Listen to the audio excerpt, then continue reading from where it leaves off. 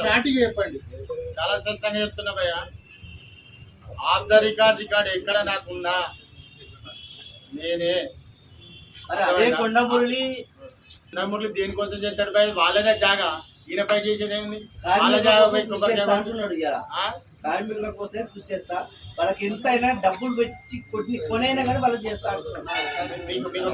మీకు ఒక విషయం చెప్తాను. స్థలం కార్మికులది. నీకు చేతనైతే ప్రభుత్వంలో ఉన్నావు, ఓ కమ్యూనిటీ హాల్కు భవనం శాంక్షన్ ఏం చెప్పిండో తెలుసా? నేను ఇంతకుముందు చెప్పినా కదా. అది కనుక ప్రైవేట్ అని తేలితే, నేను విన్నా కదా, ప్రైవేట్ అని తేలితే సగం పైసలు ఇచ్చి కొని అయినా భవనం కట్టిస్తారంట. సగం ఇచ్చేదానికి నువ్వేవాళ్ళు, ప్రైవేట్ ఎక్కడ దాన్ని, గవర్నమెంట్ సర్వే నెంబర్ అందరికి తెలుసు. అంటే మీరు కొండమురళి గారు ఇల్లు మరి ఎక్కడ కూడా కార్మికులు కూడా వింటారంటే చెప్తాను. చెప్పండి. గోవిందరాయలగుట్ట దగ్గర ఆకుల ఫ్యామిలీ అనేది ఒకటి ఉంటుంది. కార్మికులలో ఒక నాయకుడు దాని మీద ఒక చిన్న రూమ్ వేసి నంబర్ క్రియేట్ చేస్తారు, మీటర్ తీసుకొస్తారు, దాంతో డాక్యుమెంట్ క్రియేట్ చేస్తారు. ఇదే కనుక లంగభూమి దొంగభూమి అయితే 1959లో ఆ రోజు పర్మిషన్ ఎందుకు ఇస్తారు? పర్మిషన్లో చాలా స్పష్టంగా ఉంది, ఏజే మిల్ కార్మిక బిల్డింగ్ కన్స్ట్రక్షన్ అప్రూవ్డ్ అని చెప్పి ఇచ్చింది. రూమ్లో ఉంది, పంపిస్తారు. వాటి నుండి వాళ్ళ సమావేశాలు జరిగినాయి. వాళ్ళు కొట్లాడతారు. వాళ్ళు కొట్లాడేది ఏంటంటే వాళ్ళకు రావాల్సిన స్థలాలు వచ్చినాయి, అన్నీ వచ్చినాయి. వాళ్ళకు ఉండాల్సినటువంటి నీడన ఉండాలి, మా ఒక స్థలం అనేది వాళ్ళ ఆశ. నరేష్ రెడ్డి అంటోడు ఇది ఒకటే కాదు, పాత ఏనివాంల మార్కెట్ లేఅవుట్లో కూడా చాలా కేసులు చేశారు, చాలా ఇష్యూస్లలో ఉన్నారు. వాడిని ముందు పెట్టి నడిపించే బ్యాచ్ ఎవరో మీరు తీయండి, ఎవరు చేస్తున్నారో చూడండి. ఓసిటీ గ్రౌండ్ శ్రీనివాస్ రెడ్డి గారు కూడా చైర్మన్ అప్పుడే మేము ఉంటుంది. నల్ల లావాదేవీలు ఏమిటి? అఫీషియల్ టెండర్ పెడితే ఇస్తారు. టీఆర్ఎస్ పార్టీ మీద ఆ రోజు స్థానిక శాసనసభ్యులు కూడా నా మీద నిందలు వేసే ప్రయత్నం చేసి ఇదే ఎమ్మెల్సీ, మాజీ ఎమ్మెల్సీ కొండమురళి సురేఖ గగ్గోలు పెట్టి కొచ్చగుద్దుకున్నారు ఆ రోజు. మరి ఆ రోజున మేమే సహకరిస్తే, మేమే చేస్తే ఈ పాటికే నిర్మాణం కావాలి కదా. ఆడ ఎట్క పిల్ల కూడా ముట్టుకొనియలేదు. మా దృష్టికి రాకుండా చేసినటువంటి విషయాన్ని మా మీద నిందపోపే ప్రయత్నం చేస్తే మేము అడ్డుకొని నివారించి దాన్ని కాపాడినాం. ఈరోజు స్వయంగా పోయి నువ్వు కూర్చొని కొబ్బరికాయ కొట్టావు, దానికి మేము ప్రశ్నిస్తున్నాం. మేము మొన్న కూడా అంబేద్కర్ సాక్షిగా లగచర్ల ధర్నా చేసినప్పుడు, రిప్రజెంటేషన్ చేసినప్పుడు కూడా ఆ రోజు ఈ అంశాన్ని ఎత్తి చూపడం జరిగింది. కార్మికులు కూడా మళ్ళీ మాతోటి కలిసి వచ్చి దానికోసం కొట్లాడతామని కూడా చెప్పడం జరిగింది. నేను మళ్ళీ ఛాలెంజ్ చేసి చెప్తున్నాను, ఆనాడు కానీ నేడు కానీ ఈ సెమెత్తు ప్రత్యక్షంగా కానీ పరోక్షంగా కానీ మా మీద ఉంటే మేము రాజకీయాలలో ఉండం, నాటి రోడ్డు మీద ప్రజల సమక్షంలో మేము దేనికంటే దానికి బాధ్యత వహిస్తాం. అదే క్లారిఫికేషను టీఆర్ఎస్ నాయకత్వాన్ని స్థానిక శాసనసభ్యులుగా మమ్మల్ని ఫోకస్ చేసుకుంటూ దాన్ని వాళ్ళు వ్యక్తిగతంగా పరిచయం చేసి మమ్మల్ని బదనాం చేసే ప్రయత్నం చేశారు. అందుకోసమనే నేను మొన్న కూడా చెప్పినా, మీరు వీడియోలు చూడండి, చాలా స్పష్టంగా చెప్పినా. ఆనాడు మేము గొంతెత్తి మొత్తుకున్నా, మమ్మల్ని ఎవరు పట్టించుకోలేదు. మాకు సంబంధం లేదంటే కూడా ఎవరు పట్టించుకోలేదు. మాకు జరిగిన అన్యాయాన్ని ఎంత చెప్పినా కూడా పట్టించుకోలేదు. మరి మీ దగ్గర నేనేమంటున్నా, అదే కార్మికులు కదా నా దగ్గరకు వచ్చింది. జరిగిన సాయంత్రమే మా ఇంటికి వచ్చింది, మీకు ఎవిడెన్స్ కూడా ఇస్తా. మా ఇంట్లోనే మీటింగ్ జరిగింది కార్మికులతో. ఏమే అన్యాయం చేసేటోళ్ళు అయితే మా ఇంటికి రారు. ఇలా వాళ్ళు వెతుక్కున్నారు, ఇవాళ ఇళ్ళల్లో పోయి వెతుక్కున్నారు. అదే కార్మికులు అప్పుడు మావోయిస్టు కదా, మావోయిస్టులు మావోయిస్టులు లేక వేసినందుకు కార్మికులను ఏ విధంగా వాళ్ళని ప్రశ్నించిళ్ళు. ఇవన్నీ కూడా నిందలు జరిగినాయి. మావోయిస్టులతోటి ఎవరేం చేసిళ్ళు అన్నది అందరికీ తెలుసు ప్రపంచానికి. మావోయిస్టులను వాడుకున్న వ్యక్తి ఎవరో మాకు తెలుసు. చెప్తున్నా కదా, ఇవాళ ఏ విధంగా రాజకీయం చేసిలో తెలుసు. నన్నపనేని నరేందర్ అంటాడు, కడిగిన ముత్యం లాంటాడు, నింద చూపించిల్లి. రాజకీయాలలో ఏ క్షణమైనా తప్పుకుంటా. నేను చెప్తున్నా, మీరు అన్నదానికి ఏ క్షణమైనా తప్పుకుంటావు. నరేందర్ ఈ రోజు మీ దగ్గర సాక్ష్యం ఉంటుంది, వాళ్ళు అంటాలని నువ్వు అంటాను. Video evidence with document evidence తో వాళ్ళు చూపిస్తున్నారు. 100% నేను రెడీ అంటాను కదా. నేను రెడీ, నువ్వు రెడీ అని చెప్పు. నేను రెడీ. మాకు ఛాలెంజ్ చేస్తున్నారు వాళ్ళకే నేను అనేది, ఆపోజిట్ వాళ్ళకి. నేను రెడీ అంటున్నా. ప్రశ్న నువ్వు వేసిన కాబట్టి నీకే చెప్పాలి కదా బ్రదర్. మీరు రెడీ అంటే ఓం అంటే బట్టల వ్యాపారం ఓం నష చెప్తున్నారా? మీరు కొండమూలికి చెప్తున్నారా? అందరికీ చెప్తున్నా, ఎవరెవరు ఈ ప్రశ్నను నాపై బురద జల్లాలని 2021 ఫిబ్రవరి మార్చిలో ప్రయత్నం చేసిందో వాళ్ళందరికీ సమాధానం చెప్తాను. మీకు ఇప్పుడున్న దానికి సంబంధం అంటే మా ఇంటికి తెలిసిన వాళ్ళని అంటే క్లారిఫికేషన్ అడుగుతాం, మీకేం సంబంధం లేదా? ఏది ఇప్పుడున్న గొడవకు మీకు ఎటువంటి సంబంధం లేదంటున్నారా? గొడవ అంటే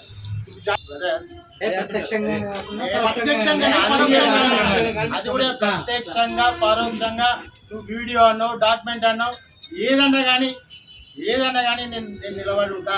వాళ్ళు నిలబడతారా? వాళ్ళు ప్రత్యక్షంగా వచ్చి కూర్చున్నారు, నేను పరోక్షంగా కానీ నేను బాధ్యత వహిస్తామని చెప్తాను. ఈ ఛాలెంజ్ ఎవరికి ఇస్తున్నారు మీరు? అందరికీ ఇస్తాను. అందరికంటే ఎవరు? అందరికి చెప్పినా కదా, కొండమురళి, కొండ సురేఖ, నువ్వన్న నమశివ, ఇంకా ఎవరు మళ్ళీ ఎవరు ఉన్నా కూడా అందరికి ఇదే సమాధానం.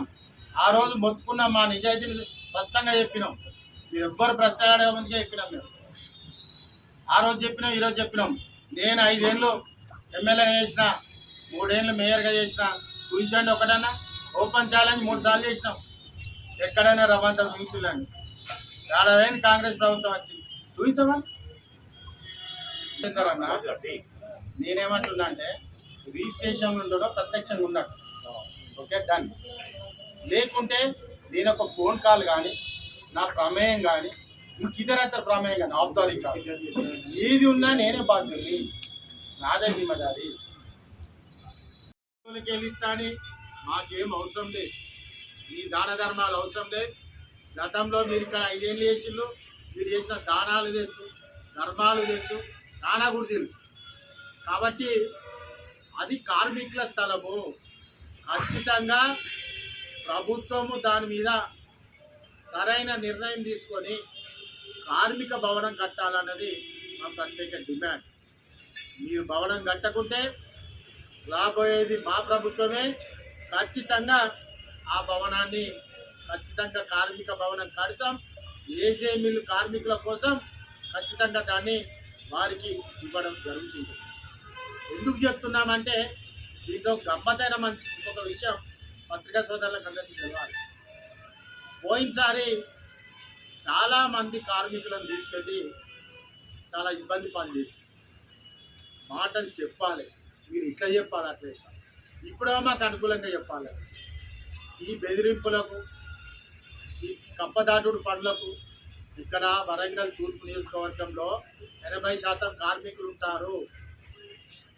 మా యొక్క ఆసరను చేసుకొని, మా యొక్క చిన్న కుటుంబాలను ఆసర చేసుకొని ఈ పెత్తనం కొనసాగిస్తా అంటే ఇక్కడ ఎవరు ఊరుకోవచ్చు. నాకు తెలుసు మీ గుణగానాలన్నీ. నేను ఒక బీసీ బిడ్డను 40 ఏళ్ళుగా, మా అన్నలందరూ కూడా ఇట్లా పిలవంగానే తమ్ముని కోసం వచ్చిందని చెప్తాను. నువ్వు వాళ్ళు పోయినాక ఏం చెప్తావో మాకు బాగా ఎరికే. నేను అన్నా అని అంటే వాళ్ళు ఎంత భయపడతారో నాకు తెలుసని నువ్వు ఆఫ్ ద రికార్డ్గా ఎన్నో సందర్భాల్లో చెప్పిన సందర్భాలు. మేము అందుకే స్పష్టంగా చెప్తున్నాం, ఇక్కడ నీ గ్రివెన్స్ లేదు, ప్రజలకు అందుబాటులో లేరు, ప్రజల యొక్క అవసరాలకు ఎవరు చెప్పుకోవాలో దిక్కుమొక్కు లేదు. ఇక్కడ ఏం రాజ్యం నడుతుందో కూడా అర్థం కాని పరిస్థితి. దీనిలో వెమ్లవాడ ఆవులను అమ్ముకోవడం, ఫిలిం ఇండస్ట్రీ వాళ్ళని దూషించడం, ఏది పడితే అది నోరు పాడేసుకోవడం, ఈ విధంగా మీ తీరు తెన్నులలో ఇవాళ ప్రజలు మిమ్మల్ని ఏ విధంగా చూస్తారనేది మాకు. మరి ఇక్కడ పోయి కొబ్బరికాయ కొట్టిళ్ళు, ఇక్కడ బేరం కుదరలేదా? లేక ప్రతిపక్షాలు ప్రజా వ్యతిరేకత వస్తుందని పక్కకు పెడతారా? లేకుంటే ఈ వ్యతిరేకత ఉన్న సమయంలో మభ్యపెట్టి దూరం సాగించే ప్రయత్నం చేస్తారు? మీకే ఆయనతో చనువు లేకుంటే వర్ణం ఎందుకు కూలగొట్టిళ్ళు, ఎందుకు ఇవాళ దాన్ని మళ్ళీ కొనసాగిస్తుంది? ఎవరికి తెలియదు. అది బేరం కుదిరింది కాబట్టి అది నడుస్తుంది. ఇంకొక స్పష్టమైన విషయం, అది ఎవరిది స్థలం, సర్వే నంబర్ తప్పేసుకో, స్పష్టంగా అది ప్రభుత్వ స్థలం. గ్యారంటీగా ప్రభుత్వ స్థలం.